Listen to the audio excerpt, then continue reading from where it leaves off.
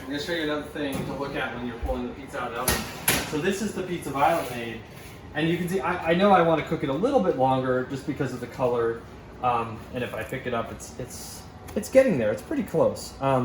This is a smaller pizza, slightly smaller, so it may cook a little faster than that.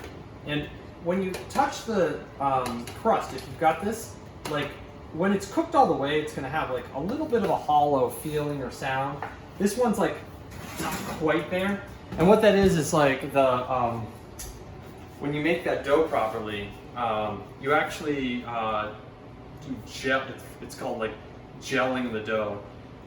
The dough gets to a point when it's fully cooked that all of the steam, it steams the starch and it creates like this gel, which is a lot of what we love in bread, when it's like got a really nice, beautiful texture. So it's getting very close, and there's just like a sort of hollow, there's like a hollow sound when it gets there. And before it gets there, it's like a dead sound. It's not, it doesn't resonate. It just sounds like boom, boom, and that means that there's still dough that hasn't gone through that gelling stage. So if you cook it a little bit longer, you get to a place where it's like that hollow sound, and that's where you want to be. All right, Violet's gonna get hers out now. That's great.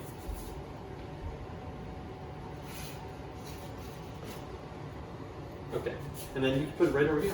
Just slide it right out of there. I'm gonna shut the oven. Awesome. Let me put that right there. So what were you saying, Vi? You think the crust looks big? Mm-hmm. Well, it's like, this just has to do with when you were pinching that crust, how far your finger was to the edge, you know? But it does grow a lot. I actually think this is a really beautiful pizza. Some people, this is their ideal shape. Like, this is what they're aiming for when they make it. And on this pizza, we're gonna just drizzle a little olive oil on it. And this is the kind of thing maybe you'd want to put, you may want to put like some basil on it. I'm going to put a little bit of dry pepper flakes on that. So this is a pizza we modified because we left the cheese off, and I'm just sort of showing you some of the little things we might do at home on that. The last one, and I'm going to show you, so it's sliding around on there. That is the, that's the rice flour, little ball bearings. It's awesome. And you see when I bring it out, it's like got nice structure again. It's like holding itself up. So that's awesome. We're really excited about how that came out. So, you know, you can cut the pizza different ways. One thing is, while it's cooling, you do want to cool a minute or two before you eat it. You don't need to cool that long, but you want, I mean, you don't want to cool forever, but you want a couple minutes before you cut it. And when you cut it, like I tend to just use a big chef's knife like this. But you could also use like a little pizza wheel, you know, whatever you like or have at home works fine.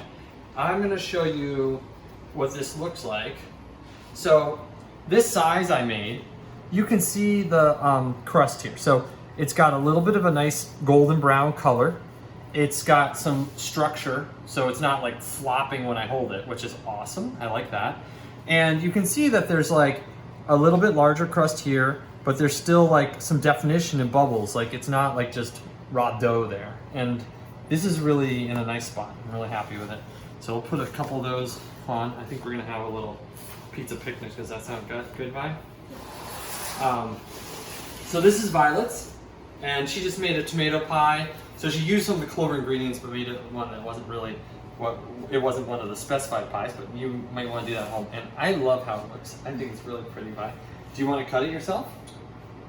You can do it. So when you come on, just keep this hand above there to give it a little force, okay? And get the blade of the knife a little outside of the dough. There you go. So start with the blade down, touching the wood. There you go, like that, and then cut that. There you go. Nice, all the way until you feel the wood under it. Nice. Then like pull it in. Yeah. Perfect. You get through it. It's a really chewy dough. So I'm just gonna give it a little bit more force.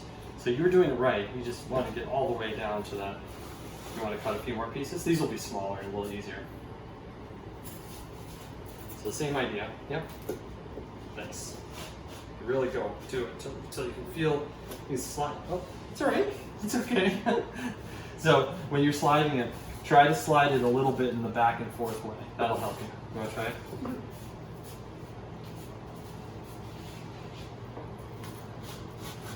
There you go.